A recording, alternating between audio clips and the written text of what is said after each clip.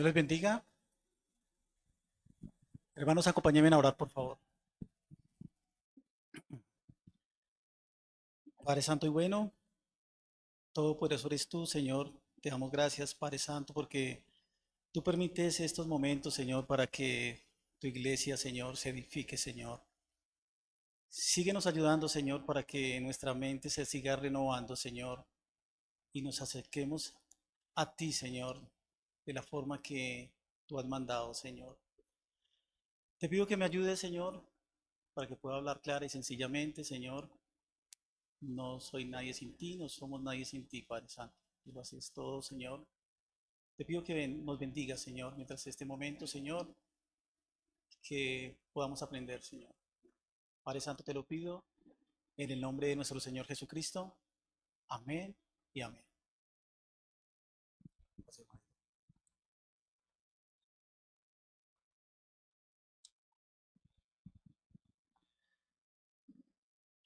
Imagina que entras en una tienda o cafetería y encuentras a tu pareja abrazando cariñosamente a otra persona. La confrontas solo para que te diga, ¿qué pasa? Todo esto es por ti. Vi a una persona que se parece tanto a ti y me recuerda tanto a ti que no pude evitarlo, pero todo era por ti. ¿Mm? ¿Mm? Bajo ninguna circunstancia esa sería una respuesta aceptable. Sin embargo, así es como tratamos a Dios. Cuando tratamos algo que consideramos que lo representa como si realmente lo fuera. Mis hermanos, bienvenidos a su clase número 4 que da continuidad al estudio de Conocer a Dios del libro de Packer. El tema de hoy es el único Dios verdadero y les voy a hablar acerca de formas de adoraciones falsas y la única forma en la que podemos adorar al Dios verdadero. Entonces, Packer,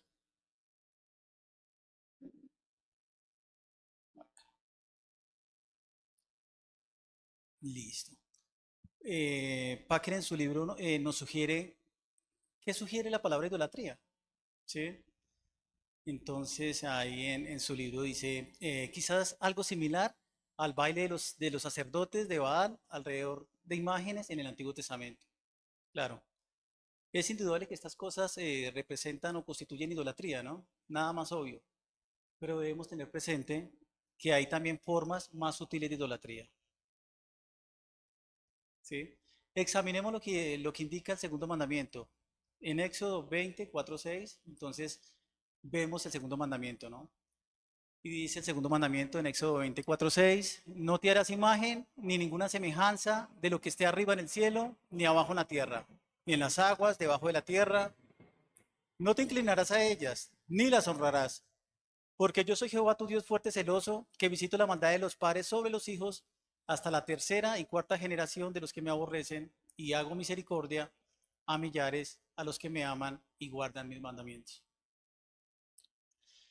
Si este mandamiento estuviera aislado del primer mandamiento, sería natural suponer que se refiere a la oración de imágenes de dioses distintos a Jehová.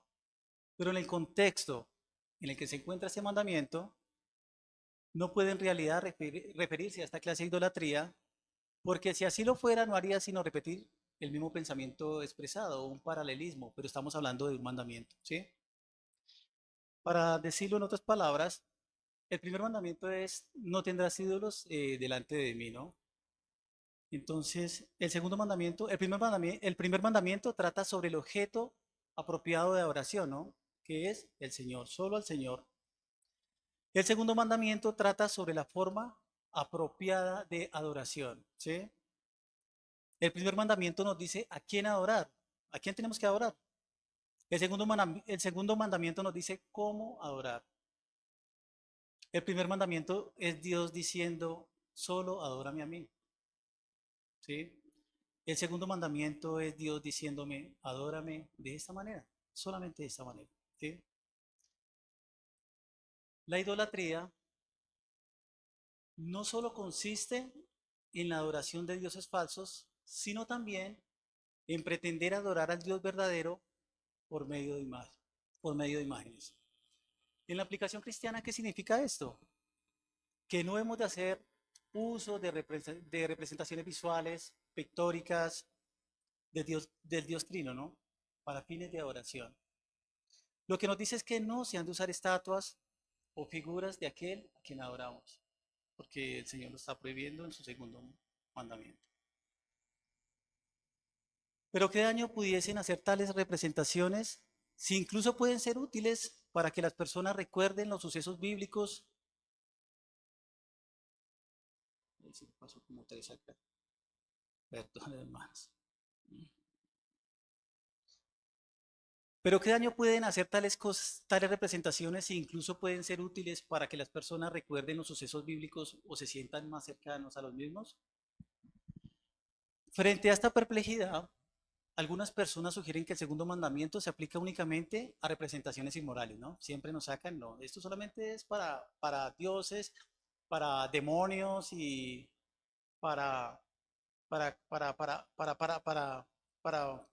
para representaciones que no son angelicales, ¿sí?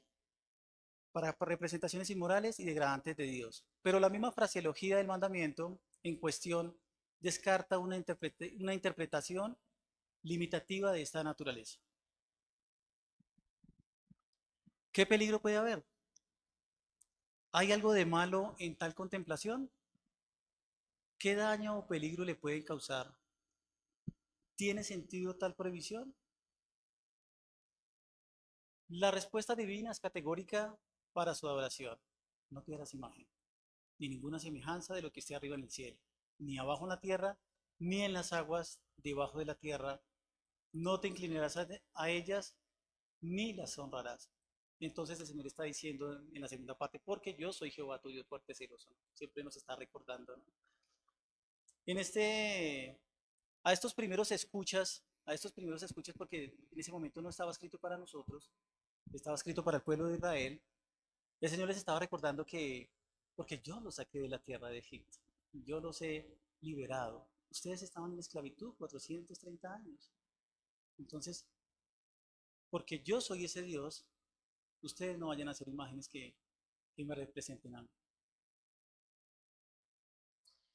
Este mandato categórico prohíbe no solo el uso de figuras y estatuas que representan a Dios en forma animal, sino también el uso de figuras y estatuas que lo representan como los más excelsos de la creación. Históricamente los cristianos han sostenido distintos puntos de vista en cuanto a si el segundo mandamiento prohíbe el uso de figuras de Jesús para fines docentes en clases de escuela dominical, por ejemplo, ¿sí? Y la cuestión no es de fácil solución, pero no cabe duda alguna que el mandamiento nos obliga a separar la oración, tanto pública como privada, ¿sí?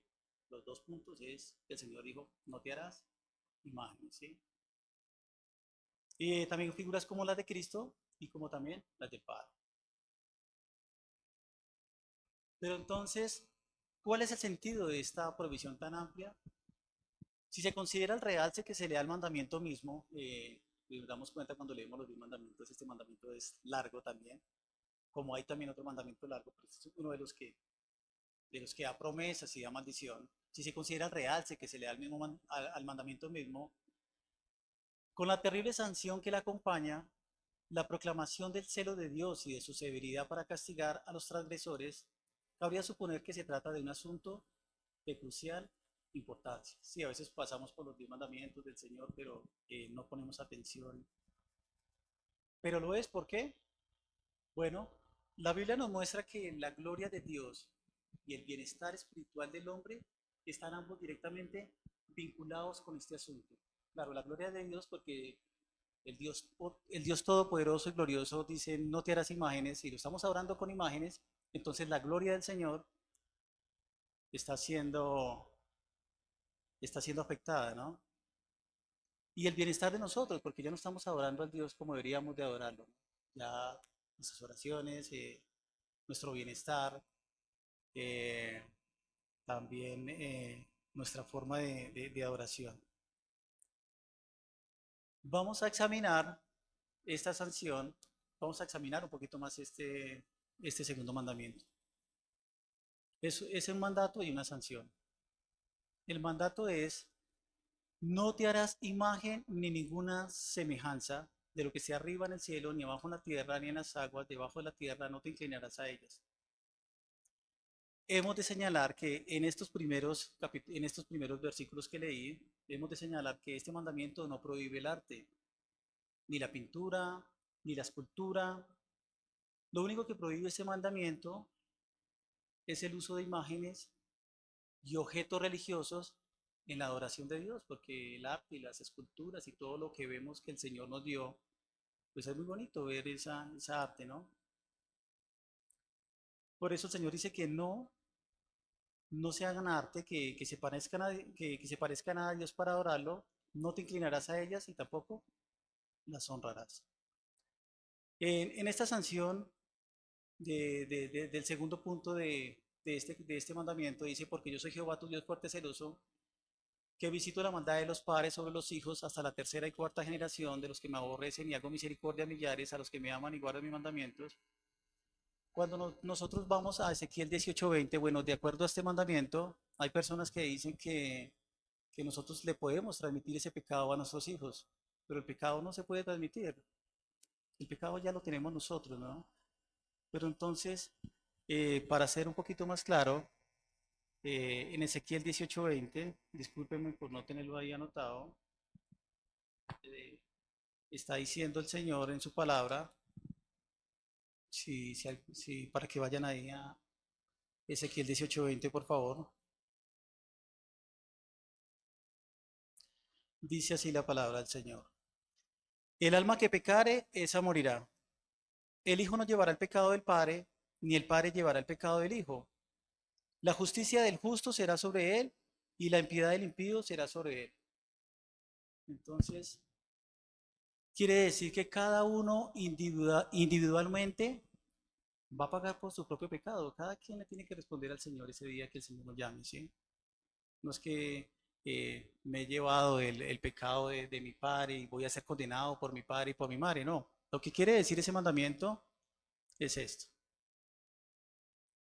Si un padre de familia, porque siempre cae la responsabilidad sobre nosotros, no le hace caso a este mandamiento divino, si de su propia voluntad se va en contra de Dios y lo deshonra, pues ¿qué será de sus hijos?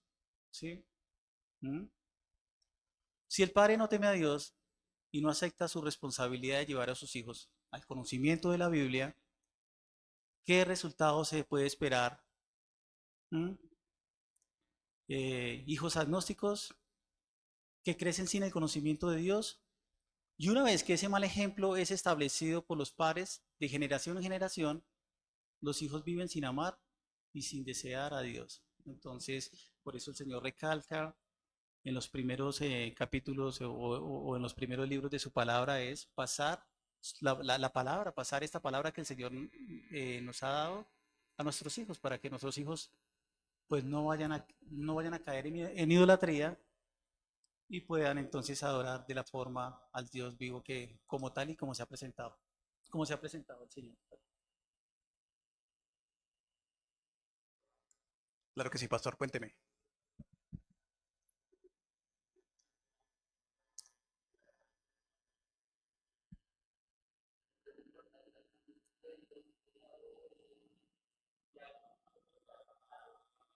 Igual a los mandamientos. Sí.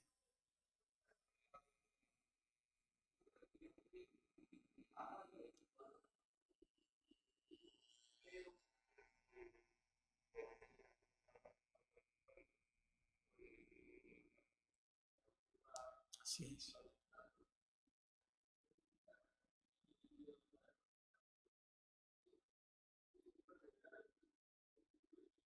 Ahí basta.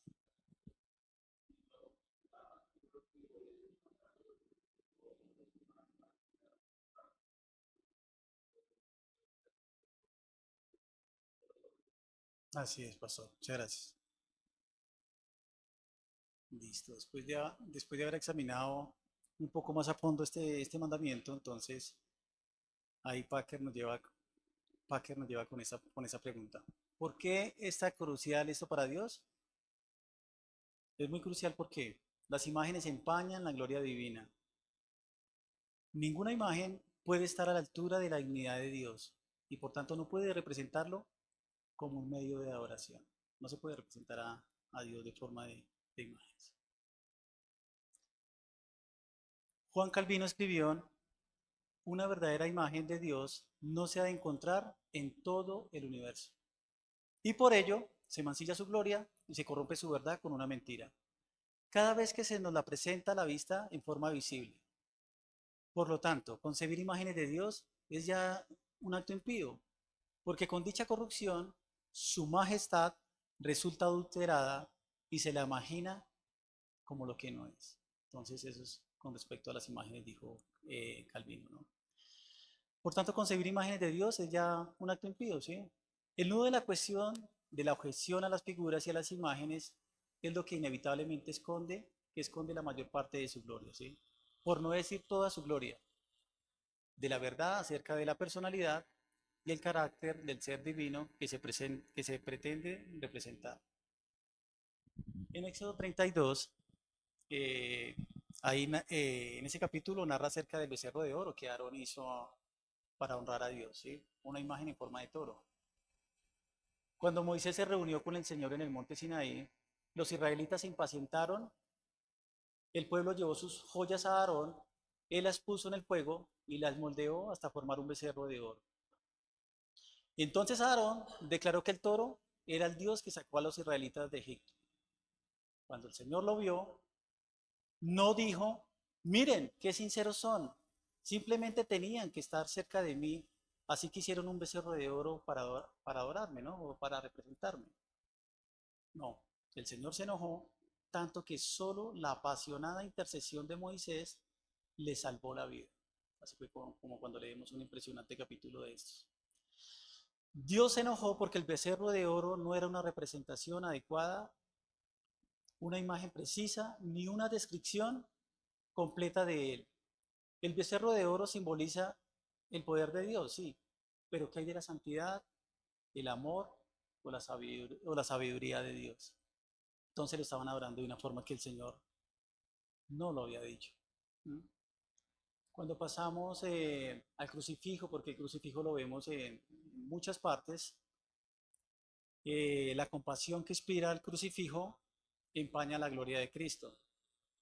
La compasión que inspira el crucifijo también empaña la gloria de Cristo porque oculta el hecho de su deidad, de su victoria en la cruz y de su reinado presente. El crucifijo nos habla de su debilidad humana, pero esconde su fortaleza divina.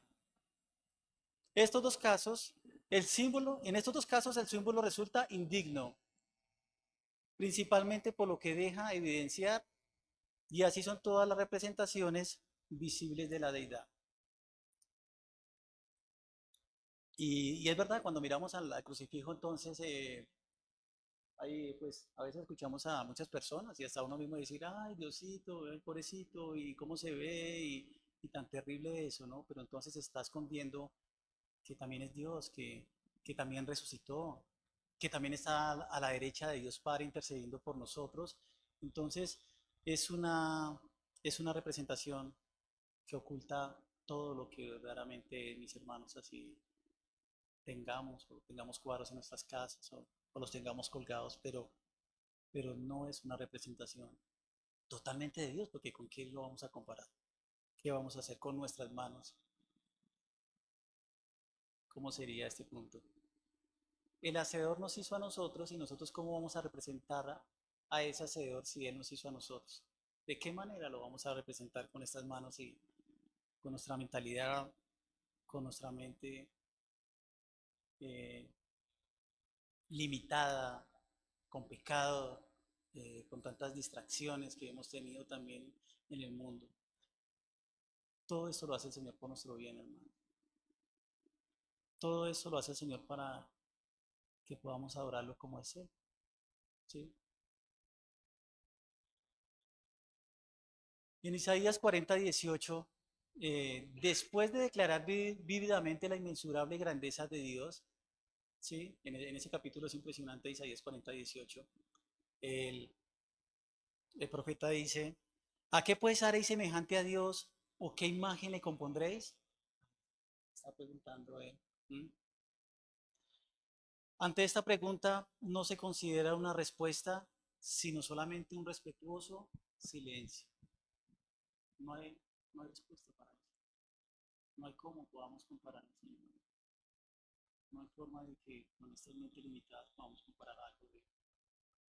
Pero ya les voy a decir cómo, de verdad. Ya les vamos a decir cómo verdaderamente lo podemos conocer. Hermano. Esto pesa como harto. Es como ponerlo acá. Mis hermanos, las imágenes engañan a los hombres porque sugieren ideas falsas acerca de Dios. Sugieren ideas falsas acerca de Dios, es una forma inadecuada en que lo representan, pervierten nuestros pensamientos sobre Él, ¿sí? E imprimen a la mente errores de todo tipo en cuanto a su carácter divino, ¿sí? Su carácter divino y su voluntad. Aarón, al hacer una imagen de Dios en forma de becerro, llevó a los israelitas a pensar que Dios era un ser que podía ser adorado en forma aceptable, con frenético libertinaje. Por consiguiente, la fiesta que le hicieron, la fiesta que le hicieron los israelitas a Dios se convirtió en un frenético libertinaje. Por consiguiente, se transformó en un vergonzoso desenfreno. Igualmente constituye un hecho histórico el empleo del crucifijo como un elemento auxiliar para la oración, tanto que ha llevado a que muchas personas confundiesen la devoción con el acto de reflexionar melancólicamente sobre los sufrimientos corporales de Cristo. Ha conducido a que se volviera nocivo acerca del valor espiritual, del dolor físico y ha impedido que adquieran un conocimiento adecuado del Salvador resucitado. Estos ejemplos nos muestran la forma en que las imágenes pueden falsear la verdad de Dios en la mente del hombre. Cuando estábamos en este punto de las imágenes, entonces, pero bueno, pues gracias al Señor, yo no tengo ninguna imagen en mi casa y en mi cuello. Pero entonces llegamos a este punto de las imágenes mentales, hermanos. Y ahí también es donde está el problema grande, ¿no? ¿Qué es una imagen mental? Ahí lo dice. Es el acto de imaginarnos cómo es Dios, pero si tal pensamiento no es el correcto, también va a constituir una infracción al segundo mandamiento. Igual que si hiciéramos imágenes con nuestras manos para adorarlo. Imagínense, hermanos. Y ahí están estos dos ejemplos, ¿no? Me gusta pensar de Dios como el gran arquitecto, el gran diseñador. No está mal, pero entonces no está pensando en un Dios como con todos sus atributos. El Señor se ha mostrado con esos, con unos atributos a nosotros, a su creación, pero, pero, ¿cómo lo vamos a representar? No pienso de Dios como juez, me gusta pensar de Él simplemente como Padre. Solo me gusta pensar como un Dios amoricísimo, amoricísimo, amoricísimo. Pero mis hermanos, también es el mismo Dios de que incendió a Sodoma y Gomorra con fuego, mis hermanos. También es el mismo Dios que el príncipe de Jehová mató en un día, una noche a millones de personas. Es el mismo Dios al que nosotros nos estamos acercando. Entonces, por eso este mandamiento es tan, como todos los mandamientos, es importante también, muy importante para nosotros. Pensemos en otros pasajes relacionados. Listo. Entonces aquí está 1 Corintios 1:21. Y entonces en este versículo está diciendo el apóstol Pablo, pues ya que en la sabiduría de Dios, el mundo no conoció a Dios mediante la sabiduría, agradó a Dios a salvar a los creyentes por medio de qué? De la locura de la predicación. El apóstol, en otras palabras, está afirmando que Dios en su sabiduría no permitió que el mundo conociera a Dios a través de nuestra sabiduría humana. O sea, no hay cómo conocer a Dios por medio de nuestra sabiduría humana, sino que nos decidió salvar a nosotros los creyentes a través de su predicación, ¿no? Y en su predicación nosotros sabemos quién es Dios, ¿no? Cuando nos presentan quién es Dios, ¿sí? Wow, este es mi Dios, wow, impresionante, ¿no? Otro versículo para tener en cuenta es Isaías 55:8. Este es también una impresionante reflexión en la cual quedamos pequeños, ¿no? Isaías dice en su palabra al Señor, porque mis pensamientos no son vuestros pensamientos, ni vuestros caminos, mis caminos, dijo Jehová. ¿Sí? Entonces ahí el profeta Isaías está hablando de este versículo, ¿no? Dios tiene una perspectiva, Dios tiene una perspectiva diferente. El versículo destaca que Dios no piensa ni actúa de la misma manera que los humanos. Sus pensamientos y sus caminos son incomprensibles y trascendentes para nosotros. ¿Sí? A veces, no, es que yo creo que el Señor puede aceptar en la forma en que yo lo estoy adorando. El Señor, yo sé que está aceptando la forma en la que yo estoy viviendo, pero no, hermanos, tenemos que ir a su revelación, porque nos podríamos estar engañando a nosotros mismos. Romanos 11, 33, 34 dice el apóstol Pablo nuevamente, oh profundidad de la riqueza de la sabiduría y de la ciencia de Dios, cuán insondables son sus juicios e inescrutables sus caminos, porque ¿quién entendió la mente del Señor? ¿O quién fue consejero? Dígame hermano, ¿quién le dio consejo al Señor sobre la tierra? ¿Ah? Este versículo destaca la inmensidad y la complejidad de la sabiduría y el conocimiento de Dios, que están más allá de nuestra capacidad de comprensión, como el Evangelio. El Señor nos ha salvado por un sacrificio que se ha hecho sobre la tierra, por la cruz. El Señor nos ha salvado por medio de ese sacrificio bendito. Mis hermanos, para permanecer ignorantes de Dios, no hay más que seguir la imaginación del corazón en el campo de la teología, o sea, de nuestro mismo corazón. En lo positivo, constituye un llamado a que reconozcamos que Dios, el Creador, es trascendente, misterioso e inescrutable, que está más allá de la imaginación humana y de toda especulación filosófica. Y por ende, un llamado a que nos humillemos a Él. Dios es trascendente, o sea, está mucho más allá de nuestros pensamientos, pero dentro de los atributos de Dios vemos que también Dios es inmanente, o sea que Él está aquí también con nosotros todos los días, hasta mañana, hasta el fin del mundo, dice el Señor. ¿Sí? También es inmanente. Pero mis hermanos, la pregunta sería, ¿cómo podemos conocerlo verdaderamente? ¿Cómo saber si estoy adorando al Dios verdadero o al Dios de mi imaginación? Porque podríamos estar equivocados. Hebreos 1:1-2 es un buen capítulo que nos ayuda para que podamos reflexionar en su palabra. Dios, habiendo hablado muchas veces y de muchas maneras en otro tiempo a los padres por los profetas, en estos posteriores días nos ha hablado por el Hijo, por nuestro Señor Jesucristo, a quien constituyó heredero de todo y por quien asimismo hizo el universo. Por medio de nuestro Señor Jesucristo nos ha hablado el Señor a nosotros. ¿Cómo saber si estoy adorando al Dios verdadero, al Dios de mi imaginación? Si mi conclusión ha sido que en Cristo he hallado la solución de Dios para mi vida y por tanto en el disfruto de vida eterna, entonces estoy adorando verdaderamente al Dios vivo. En otras palabras, si vemos que nuestro Señor Jesucristo es el único camino que nos lleva al Padre y que vivimos continuamente con nuestros ojos puestos en Jesucristo, como también dice Hebreos, entonces lo estamos adorando de la verdad, de la verdadera forma que el Señor ha dicho. La verdadera adoración se basa en una comprensión de quién es Dios y lo que ha hecho por ti, ¿sí? Vuelvo y lo repito, la verdadera adoración se basa en una comprensión de quién es Dios y lo que ha hecho por ti.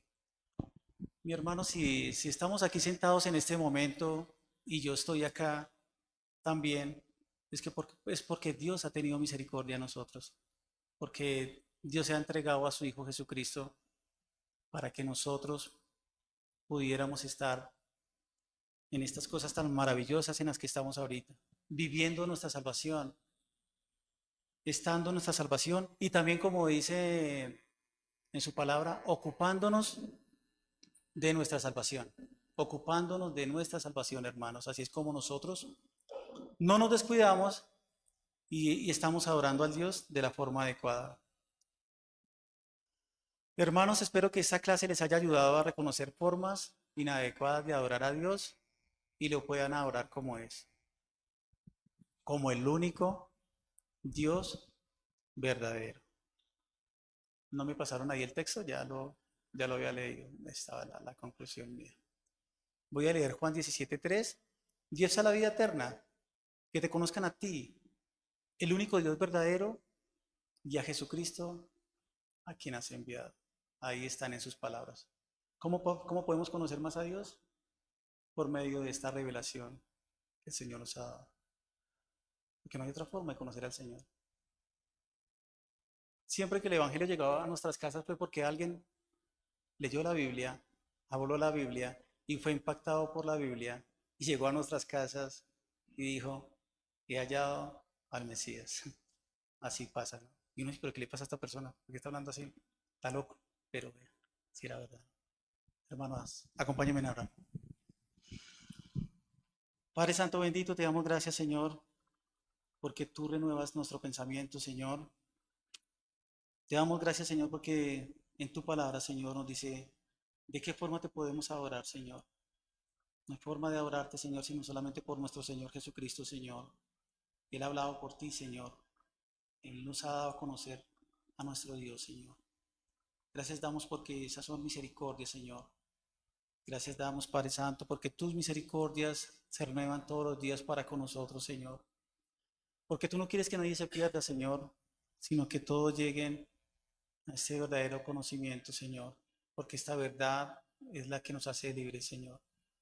Padre Santo, te pido que nos bendigas, que sigas bendiciendo, bendito Dios, estos momentos de oración, Señor. Que bendigas ahorita la predicación, Señor. Que sigas bendiciendo la predicación de tu palabra, Señor. Y que nuestras mentes, Señor, sigan siendo reformadas, Señor, con tu palabra, Señor. Padre, te lo pido, Señor. La misericordia de nuestro Señor Jesucristo. Amén.